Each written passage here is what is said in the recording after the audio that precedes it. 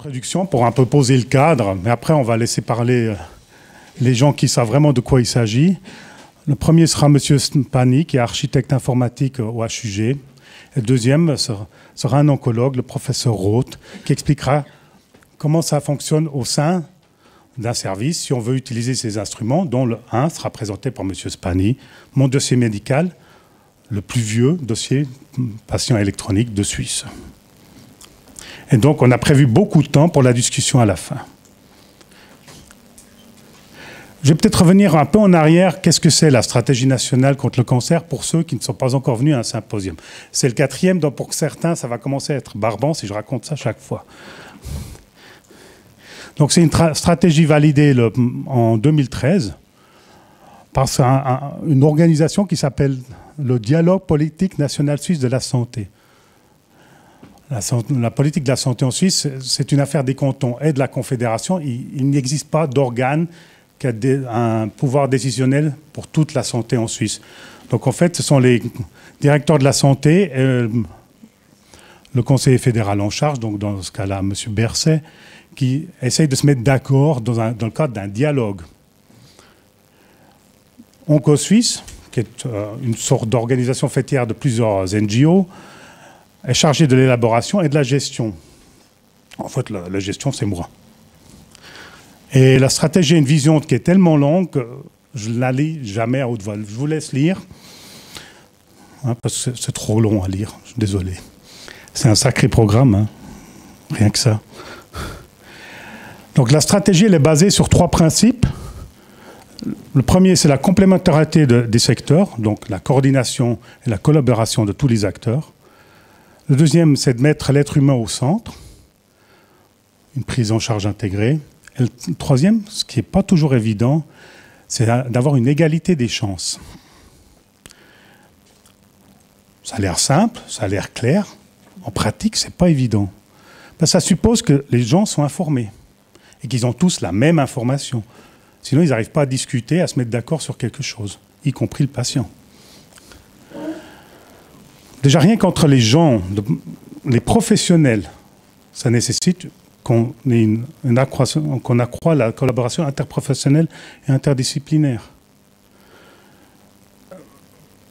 Et selon la stratégie, le mode le plus simple pour l'atteindre, c'est une approche intégrée. La stratégie a 3 domaines, 7 champs d'action et 15 projets. Et toutes ces séries de symposiums se consacrent au 8e projet, l'organisation intégrée des services de santé.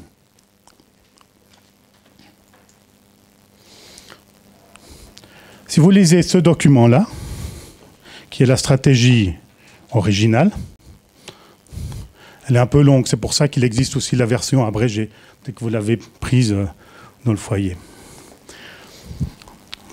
La situation initiale en 2013 a été décrite comme une collaboration interdisciplinaire était nécessaire pour traiter aujourd'hui des patients et qu'en même temps, le traitement de ce patient se spécialise, s'individualise.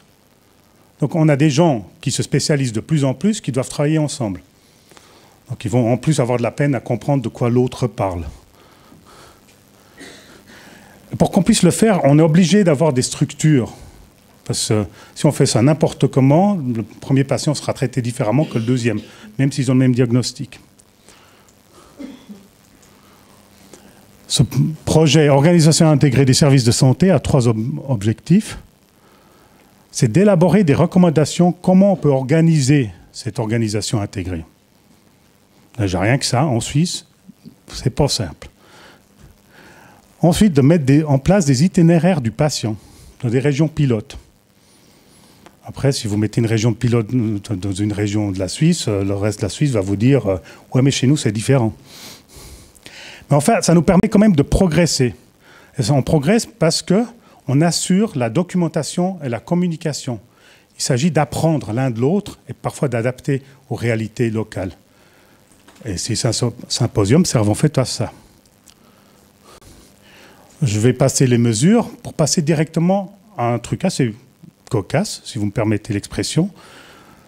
Vous prenez ce document, qui n'est pas vieux, hein, 2013. vous ne trouvez pas le mot numérique. Pas une seule fois.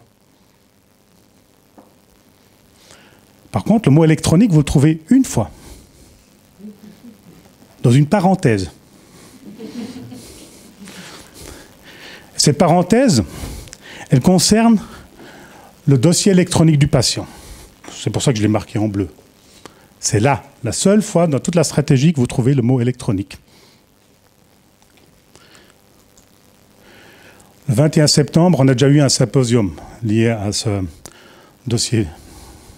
Je vais vous faire passer quelques slides de Salomé van Gruyert de l'OFSP qui nous avait expliqué quel est le rationnel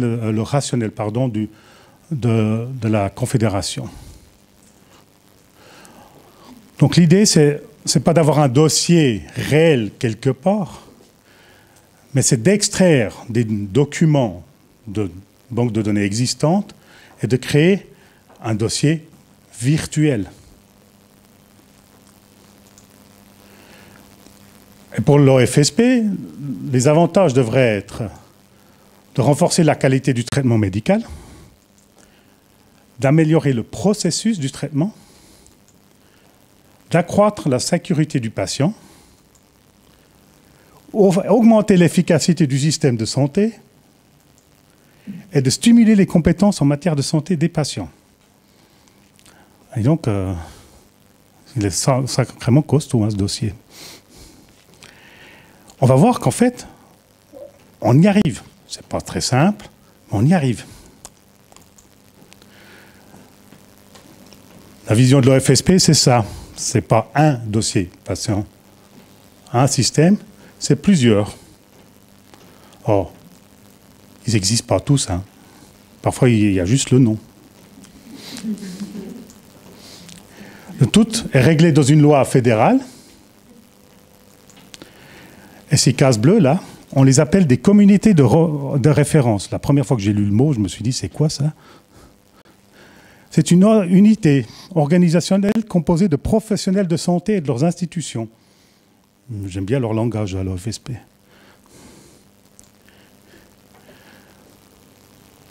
Ce qui est important, c'est que seules les communautés de référence seront certifiées et pourront intégrer. Donc, il n'existera pas d'autres organisations. Soit vous êtes dans une de ces organisations, pas du tout.